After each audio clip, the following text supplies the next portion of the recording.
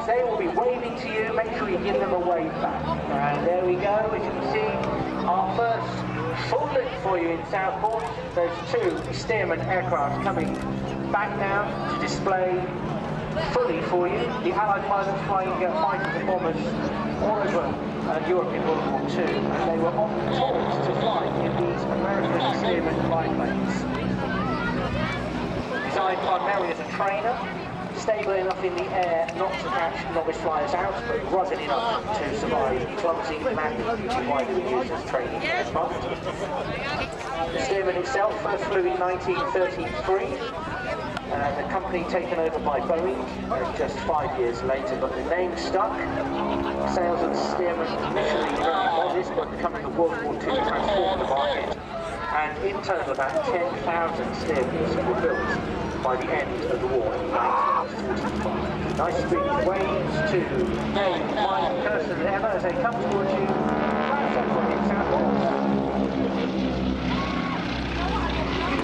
That's it, nice big wave. Right ahead now. Rather like finding your shirt for a day of fun. Here we go, nice photo opportunity as we do a nice split car central.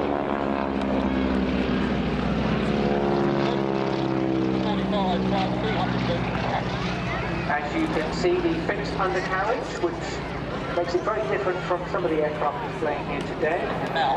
But that fixed undercarriage gives it incredible strength, meaning to take plenty of punishment, as we said, landing sometimes when being flown by people training. Both these aircraft powered by a radial engine. The propellers flying so fast that they actually break the sound barrier at their tips. That's that distinctive rush as it bangs rolls in the air. That's the end of the propeller just cracking the sound.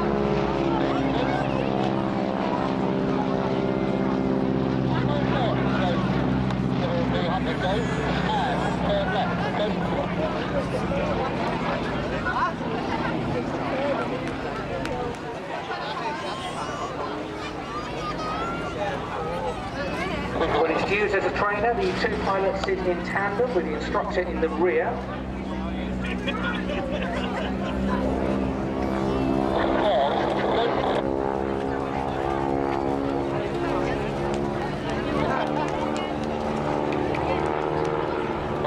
Very similar design to the de Havilland Tiger 1, of course.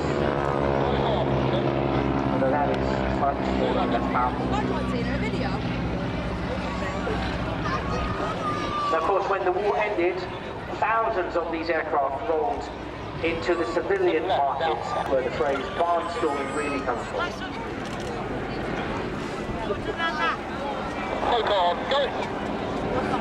So, here we have Dave coming across. Dave Farrell has flown for over 4,500 hours, displaying almost 2,000 displays, all displays across the UK. He studied at Anglia-Ruskin University in Cambridge, displaying there and getting his pilot's license over 30 years ago at Marshall's Aeros engineering team when he's not flying. Here we come again, a very close pass for Dave and Mike here.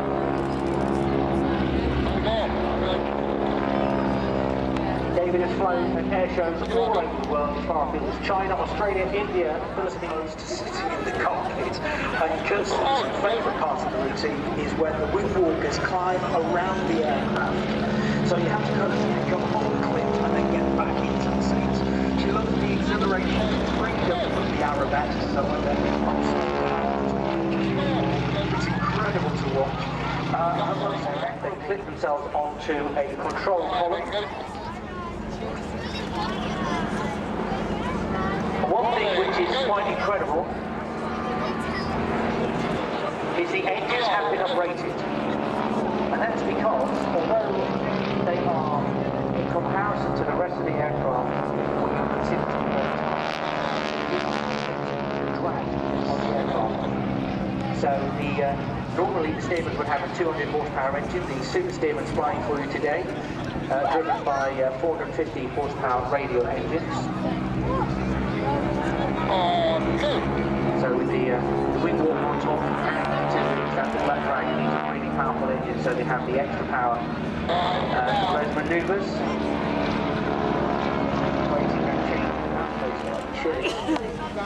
Joined the AeroSuperBatics team display in 1991.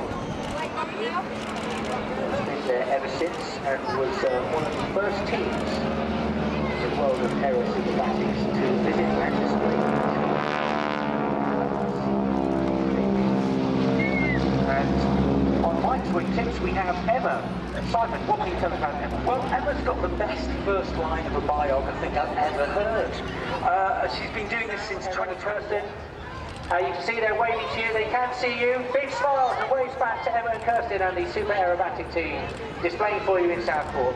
And that really makes their afternoon to see you enjoying the display. They're super powerful engines. Training what would have been just a half-sedate training aircraft into, let's call it circus maneuver, really, I suppose, isn't it?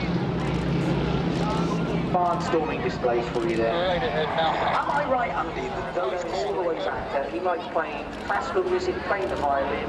He was described as being conservative, practical, but an aircraft designer extraordinaire. And that is something I'd like on my CV.